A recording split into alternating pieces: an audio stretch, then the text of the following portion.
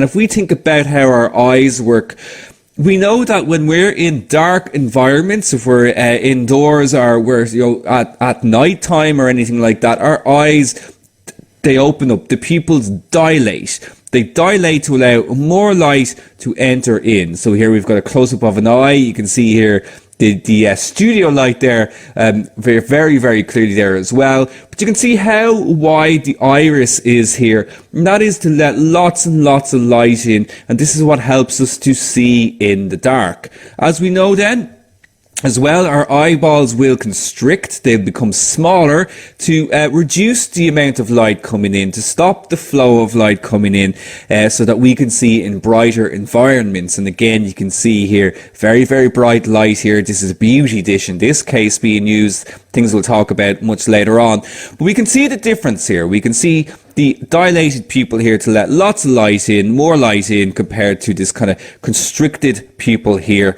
You can see the muscles in the eyes there as well. Really fascinating photograph to restrict the flow of light coming in. And our apertures work in the exact same way.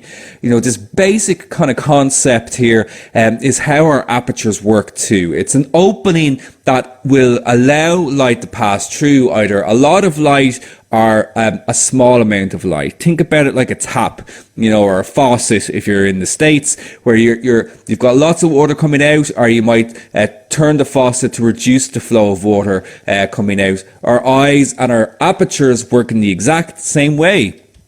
So let's have a look at the apertures in our lenses. So here we've got a front view of our lens, and here we can see that the aperture is open wide. So this is a word that you're going to hear a lot throughout this lesson, and indeed throughout the rest of the course when we were referring to apertures.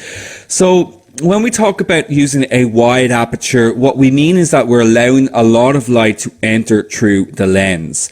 Okay, so the lens aperture here is wide. That means it's open, and this allows more light to flow through. We can close down the aperture, or we can make the aperture smaller, and this restricts the amount of light coming through the lens, just the exact same way as our eyes will adjust depending on the light. We adjust the aperture depending on the amount of light available. And as you can see here, just with this GIF, we can see the aperture opening and closing. So it starts very wide and it gets smaller. And you can see it gets very, very small indeed to restrict the amount of light coming through the lens. Now, with our modern lenses, this is very difficult to see. So, you know, if you're watching this back or you happen to be playing with your lenses right now trying to see the aperture change, it might be quite difficult to actually see it, because a lot of modern lenses, it's just the way that they've kind of automated it, it's actually really difficult to see what's going on inside them. But if you're using an older manual lens, you will definitely see the aperture change as you're adjusting it from wide to much smaller. Now, our aperture blades are also a very interesting construction, and they also do come in a couple of different varieties. So here we can see, you know, we've got this kind of hexagonal type of, aperture blades. So you can see how these aperture blades kind of fit over each other and will expand out to allow more light in as we open up that aperture. But they do come in slightly different shapes. We've got this hexagonal type of shape here, but it is also possible to get circular types of apertures as well. It's just purely down to the lens's construction. But a really, really fascinating design. You can see how they all kind of fit over each other here. Very, very interesting type of construction. And really, you know, if you ever get a chance, have a look online at how lenses are made, because it's really fascinating what goes in them. And it'll probably give you a new appreciation to as why some of them are really, really expensive. But what's important to understand, just like with our shutter speeds, there's quite a lot of terminology that goes along when we speak about apertures. So, first of all, apertures are expressed as f numbers or f stops. So you probably come across this before and wondered what it is. And we'll explain exactly where the F comes from in just a moment. But if you've ever heard a photographer talk about or ask you or ask somebody else, what F number did you use for that photograph, or what f-stop did you use for that shot, they're referring to the aperture. They were asking you what aperture value did you use, or did that particular person use for that photograph. Each lens is going to have a certain range of standard aperture sizes, but not all lenses have the same range of apertures. So what I mean by that is there's some apertures that you're going to find in every single lens. And in general, every lens is going to go up to about f22. Some older lenses go even higher than that. Some older lenses will actually only go up to f16, but most modern lenses will go to about f22. But the widest lens, or sorry, the widest aperture is going to vary from lens to lens. And so not all lenses are created equally. Your aperture range is displayed on the front of your lens like this. And we had a look at this back in lesson number 3. We're going to have a look at it again in just a moment. So don't worry if you have forgotten this, but you're going to be able to identify the widest aperture available to you on your lens. It'll show it usually on the front as this kind of ratio for 1 to 2.8 or 1 to 3.5 to 5.6 and so on, depending on your own lens.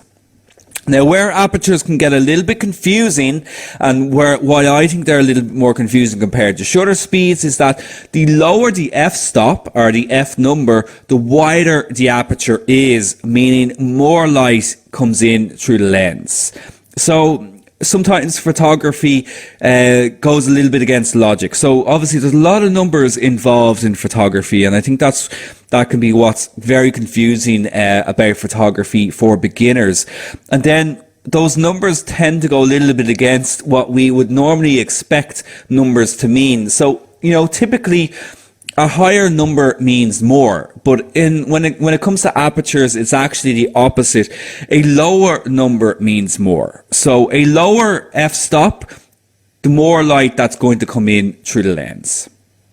Now, don't worry if you don't quite understand that yet. We're going to have a look at loads of different examples there to really kind of hammer this point home. But the lower the f-stop or the f number, the wider the aperture is, meaning more light comes in through the lens. Now, as I mentioned back in lesson number 3, we had a look at our lenses. We were breaking down all the different numbers that are on them. And one of the things we spoke about were our apertures, and we saw this ratio on the front of the lenses. Your lens will display the widest aperture available to you. It'll always show the widest aperture available to you rather than the smallest aperture available to you, because most apertures, as I mentioned, most lenses even, will go up to about f22. Now, lenses that have a very wide aperture value available to them, these are known as fast lenses. Just the most important thing to take away from this is just to identify, to find where this is located on your own lens. It is really important to understand what the widest aperture available to you is. It's just really important in general to understand your equipment, to know what it's capable of, what its limitations are as well. On zoom lenses, it can get a little bit more complex because some of our zoom lenses have what's called a variable aperture range. Again, if you think back to lesson 3, we had a look at this as well. But this means that the aperture may change when we zoom in or when we zoom out. So at the widest, or at 18 millimeters, our widest aperture available to us is f3.5. But when we zoom in, it's going to close down automatically and it will change to f5.6. And the reason for this is simply due to the nature of the lens construction. To be perfectly blunt, it's actually just cheaper to produce lenses where the aperture closes down when you zoom in. To buy a zoom lens that has a wide aperture value available the entire way through, no matter what focal length you're using, is very, very expensive. So, for example, if you think about, say, a 24 to 70 millimeter Canon f2.8 lens, that's going to cost well over €1,000, but that means you can use f2.8 no matter what focal length you are using. Now, that all probably seems very, very complicated. And it is a little bit complicated in truth at this level, but it is just important to be aware that when you zoom in, depending on the nature of your lens construction, you may not be able to open up your aperture as wide as you want to, because it's simply not available to you. Now, I get asked a lot of questions on this course, but perhaps one of the most frequent questions I get asked all the time is, what does the F stand for when we talk about f-stops, when we talk about f-numbers? And, well, basically, in short, the F in f-stop stands for focal, as in the focal length of the lens. So it's a focal stop. But really, it's actually more to do with a mathematical equation. So an f-stop is calculated by the focal length of the lens divided by the iris opening of the aperture. So probably the most basic example of this I can give is that if you have a 50mm lens and you've got an f2 aperture, you divide that 2 into 50mm and it gives you 25mm. That 25mm is the actual opening size of the aperture. Now you know where the F comes from, and it's really cool to understand that, but what's more important to understand is what effect our apertures actually have on our photography. So I'm going to bring up what are called our standard aperture values. So just like with our shutter speeds, we had a look at the standard shutter speeds, or the common shutter speeds. Now again, on your own lenses, you may have more numbers in between each of these numbers. But again, there's a very particular reason that I'm showing these apertures and what I would call our standard aperture values. Now, when we use a low aperture number, or a low f-stop, and we need to start using that term f-stops, as I mentioned, that allows more light, but it also has a secondary effect, and it creates what's called a shallow depth of field. DOF here stands for depth of field, and we're going to be using that term an awful lot going forward in this course as well. So a low or a small f-stop or a small f value is going to give us a shallow depth of field, where a high f number or f-stop is going to give us less light, and as we can see, the aperture themselves is much smaller, and that gives us what's called a deeper depth of field, a deep depth of field. So before we can start using our apertures, we need to identify where they are, first of all, on our cameras, and thankfully they're conveniently located right beside our shutter speeds. So we saw this back in the previous lesson. We can see there are 100th of a second there for our shutter speed, but right beside it is our f5, our aperture. Similarly then, you might find it on the back of your camera. Again, like on the Canon here, we've got our shutter speed, but right beside that we have our setting here for our aperture, or f5.6. And you may also find it on the lens as well. So depending on the type of lens that you're using, your aperture values may actually be displayed on the lens too, and you can simply adjust it to whatever aperture value that you would like to use. The majority of cameras though, you're actually going to find it somewhere on the LCD, and it's really only kind of older lens constructions that you're going to find an aperture ring that has the apertures displayed on it. So, of course, then, just like our shutter speeds as well, we can start taking control of our apertures through the aperture priority mode on the camera. So we're switching away from the S or the TV mode, and we're switching to the A or the AV mode. And again, this is a semi-automatic mode. It may appear as AV, aperture value, on your camera, and you can set the aperture size using this, the lens opening size, but the camera will control the rest of the exposure. So very much just like our shutter priority, it means we can just concentrate on the apertures, and that means we can concentrate on controlling the depth of field in a scene. And it's a great way to see depth of field in action and to learn more about apertures. So again, after this lesson, I want you to set your camera to the aperture priority if it's available to you, and I want you to start cycling through all of the different apertures available on your lens to see the different effect. Now, you'll need to do this with something not very far away from you. There's a lot of things that determine depth of field, and distance is one of them.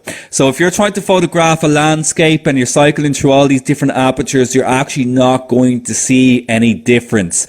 That's a little bit more complicated. that's definitely something we're going to talk about at a later stage. But if you want to practice out your apertures, you're better off photographing something that's quite close to you. So I would recommend that you set up like a still life, maybe photograph some flowers, perhaps photograph a person, and so on, to see depth of field in action. But if you try to photograph a landscape, you're really not going to get that depth of field type of effect, because distance is going to play a big factor in this. And just remember as well, as we've established, your aperture selections are limited by your lens. So controlling aperture, again, this is going to vary depending on the type of camera that you're using. You've got your standard adjustment dial here that you can see on the front of the camera, or perhaps you've got the adjustment dial on the back. You might control it simply by adjusting the aperture ring if you have one available on your lens. But what's really important for those of you who happen to be using a camera that only has one adjustment dial on it is that you may need to press this plus and minus button to adjust the aperture. You can actually see it has this little aperture symbol beside it. Now, this plus and minus button doubles as exposure compensation as well, which we'll speak about in a later lesson. But if you happen to be photographing and you're adjusting the dial and it's only changing the shutter speed, you're going to have to press this button in to change and rotate the dial to change the aperture. As always, as I mentioned, refer to your user manual to see how apertures are adjusted in your own camera. This is really, really important to understand. Now, likely if you are photographing in aperture priority, you won't need to press that button. But if you are photographing in fully manual mode and you're struggling to change the aperture, likely you will need to press that button. So now that we understand how to control the aperture, let's have a look at the effect that aperture has on our photographs, the creative effect that it has on our shots. So it controls the volume of light coming into the scene. We can choose whether or not we want to restrict that light or add more light by changing the size of the aperture. But it also has the secondary effect, which we've spoken a lot about, which is depth of field. And this is how we get this lovely shallow kind of depth of field, this kind of out of focus blurry effect in the background. We've also got in the background here what's called bokeh, which I'm sure some of you are familiar with already, but we won't be speaking about in this lesson. But it's a nice effect that can come from our shallow depth of field. But the first thing to understand about any type of depth of field is what's called our plane of focus. And I really love this shot because it's so clear as to what the plane of focus is. And simply, the plane of focus is the distance from the camera at which the sharpest focus is attained. Now, to put that in plain English, basically it's the place that we focus on in the shot. The point that we choose to focus on is going to be the sharpest point in the photograph. And you can see here very, very clearly here that the depth of field extends from this point. So the photographer here has chosen this point of the photograph to focus on. That just simply focused on this area of the shot, and they've used a very shallow depth of field here, a very wide aperture to attain this effect. And you can see here this plane of focus where everything is nice and sharp, but everything in the foreground and the background is out of focus. Depth of field extends from this point. Your plane of focus is simply the area you choose to focus in a photograph, and your depth of field extends out from this point. Now we'll have a look at plenty of examples of this as we move on through the rest of this lesson. So there's two types of depth of field really that we're looking to achieve when we are using our apertures, and the first is of course our shallow depth of field. And shallow depth of field has a blurred out of focus background and foreground, and depth of field extends from about 1/3 in front of the subject to about 2/3 behind the subject.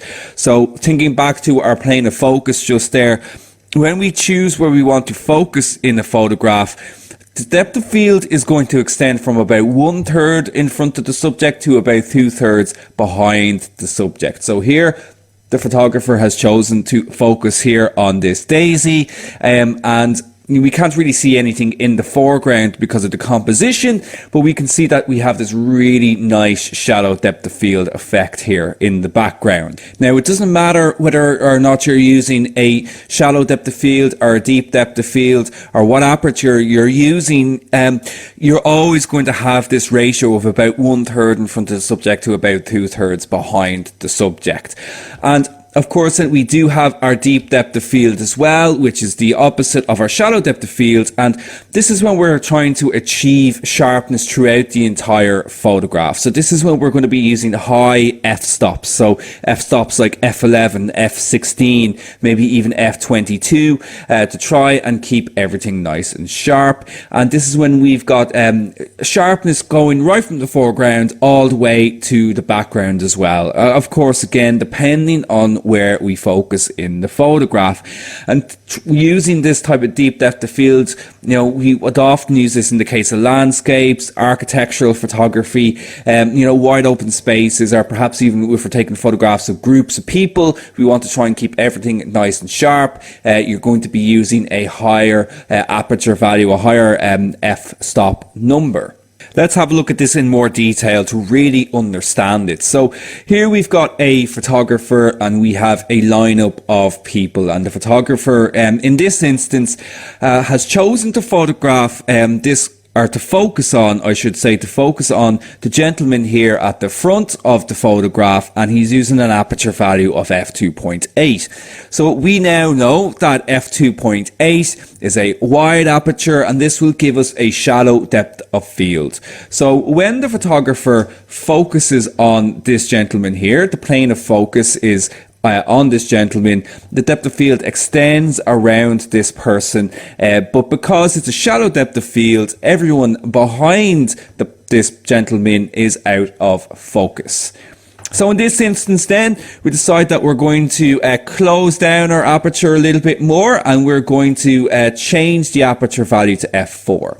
So when I say close down, I'm talking about making that aperture smaller. So we're making it smaller, we're closing it down. Now in this instance, we can see by changing the aperture to f4, we've extended the depth of field now to include this gentleman here in the red.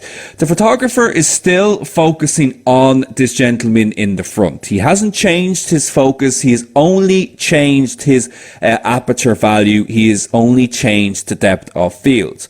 So we add another aperture. We go up another f-stop number. We go to f5.6. We've extended that depth of field even more now, so it's about halfway in the scene, and we can see now that this lady is now in focus now as well. But the photographer is still focused on this gentleman in the front. So we're only changing our aperture values to bring these other people into focus. So we keep going, we go up to f8. So we stop down to f8, we make that aperture even smaller, and now we've brought this gentleman here, second from last, into focus as well. And I think you get the idea here. Now we add another one and we go to f11, and by photographing at f11, everybody is nice and sharp in the photograph, but we're still focusing on this gentleman in the front.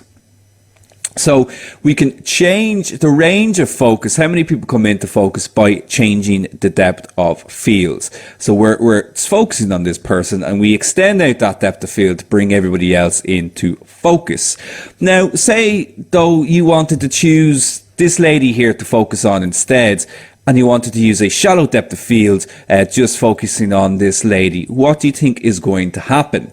Well, this is when we can really use depth of field to create interesting and dynamic photographs. So by changing focus when we're using our different apertures, or say our shallow depth of field or our deep depth of field, we can get different effects. So let's have a look at this line of people again. Different people, but here we can see a slightly different take on this photograph. So here the photographer has focused on this lady here, second in the row, but because they've used a shallow depth of field, everyone in front of this lady and everyone behind this lady is now out of focus. So aperture controls the depth of field in the scene. It does not determine focus. We still choose where we wish to focus from. And remember, it's from this plane of focus that our depth of field extends from. So by focusing on this lady here in the second in the row and using the shallow depth of field, the plane of focus now extends from her, and we can then use that to create this shallow depth of field effect where everyone in front of her and behind her is now out of focus. So focusing can be tricky in itself. So let's have a look at how we can actually focus. So now that we understand depth of field, being able to combine it then with different focusing techniques will help us to get the maximum advantage from this creative tool. So first of all, just on the very, very basics, here we've got a fairly sullen looking cat, and we've got our viewfinder here, and we can see all of the different focus points here in the viewfinder. So these little squares that you can see sometimes in the viewfinder, now again it's going to depend on your camera, these are what's called your focus points. And this is where the camera can take its focus from. Any one of these points is basically a point where the camera can take focus from.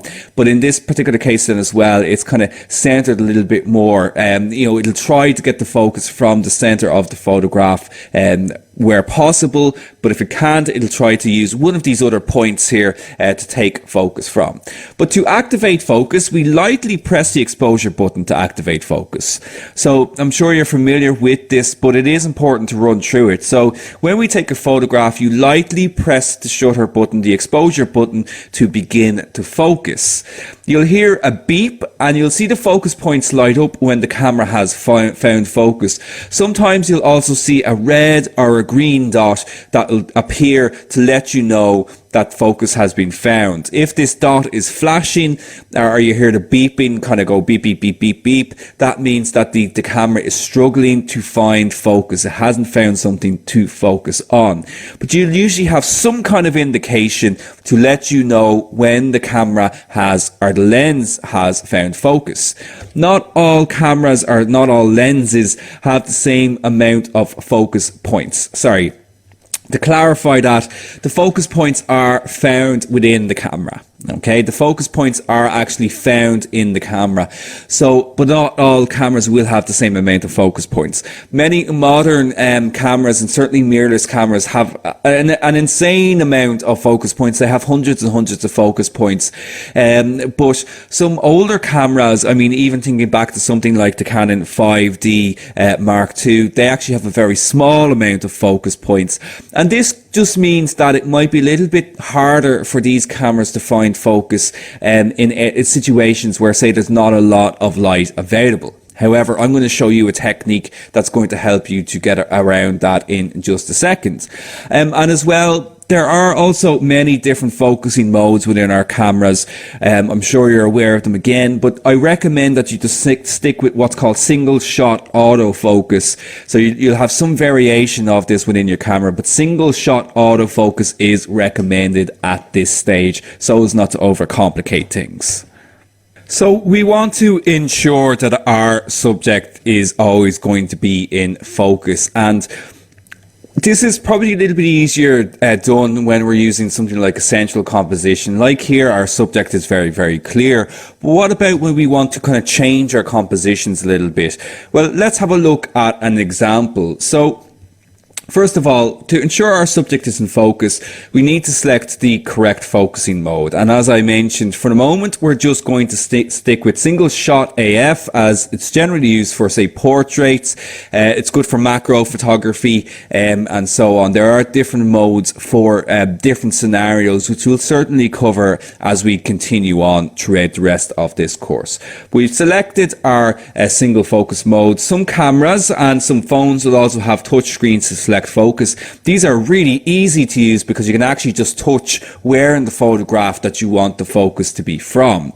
But if not, what you want to do then is you want to point your camera at your subject. So point the center of the lens at your subject. We lightly press the shutter or exposure button to activate the focus. You're going to see those focus points light up. And as I said, you're going to hear like an audible beep, or you're going to see something just flash up in the viewfinder to let you know that focus has been found. We then recompose the photograph without removing our finger. We're still lightly pressing the exposure button. We recompose the photograph and we then take the photograph as desired. So as long as you keep your exposure button lightly pressed after you have focused, it will lock the focus. So this is very, very important and very, very useful. So if I'm like in this instance here, I point my camera towards the lady here. I lightly press the shutter button to activate the focus. And as long as I keep my finger lightly pressed on the button, I can recompose the shot as I like, and the focus will not change. And I simply take the photograph when I am ready. This method is what I use all the time. It takes a little bit of practice, but I find that, it becomes second nature. You become very, very fast with it, and it'll always ensure that your main subject in the scene is in focus. So take a little bit of time to practice it. Now, there is also an alternative to this as well, and that's what's called focus point selection. Focus point selection. So each one of these little squares that we have here, these focus points that are available to us, they're a potential area in the scene that we can choose to focus from. So typically, if we lightly press our shutter button, our exposure button in a scene like this, the focus is going to generally pull from the closest object, the closest person to the lens. So here in this particular case, we're using a shallow depth of field, but we lightly press our shutter button and the focus points have selected this lady here in the front. Okay, because it's just the easiest. It finds focus from the closest object, and once it's found, it says to itself, okay, that's grand, I'm going to choose to focus from there. And that can be very, very frustrating if we're not trying to focus on this lady. So what we can do then is, within our cameras we have what's called focus point selection, and we can simply choose what focus point we want to use, either by again using a touch screen, or you might have a little dial or little arrows on the back of your camera that allow you to navigate through each of these focus points. So what we can do then is, instead we're going to choose this gentleman just in the second row, and by activating our focus point selection, we can choose the focus point that is on him. So we choose the one that's on him, we lightly press our shutter button, and it then focuses on him, and we can take our photograph. So this is an alternative as well. You can simply choose whatever focus point you like to work with, and you can even just set it to the center if you prefer. So either one of those methods you can use. I find focus point selection to be a little bit slow. If you're trying to do something quite quick, I think the other method I was showing is much, much faster, especially when you get used to using it. But it is just another option available to you if you're getting frustrated with your focusing system. So bringing this all back then to our depth of field, let's go back to our row of people and put this into practice. So again, in this instance, the photographer has chosen to focus on the gentleman here in the front, and we can see that now because we see there's a little red dot there just indicating where the focus is. But by changing focus, but sticking with a wide aperture, with an aperture of f2.8, he can move through all of these different people and just have the depth of field extend around whatever person he chooses to photograph from. That's because of the plane of focus and the depth of field extending from where we choose to focus on in the image. And he can change his focusing either by using the method I showed earlier on, the center kind of point focusing, or by changing using focal point selection. So I hope that's enlightened you in terms of how to use depth of field and also how to focus better as well. Takes a bit more practice than, say, when we're using our shutter speeds, and certainly then our next step is to combine them together, and this is pretty much fully manual mode using our apertures and our shutters together. But do experiment with this, try it out yourself, try and set up something quite simple with with plenty of light available as well, that you can practice this. There's quite a lot to practice there using your depth of fields and your focusing techniques.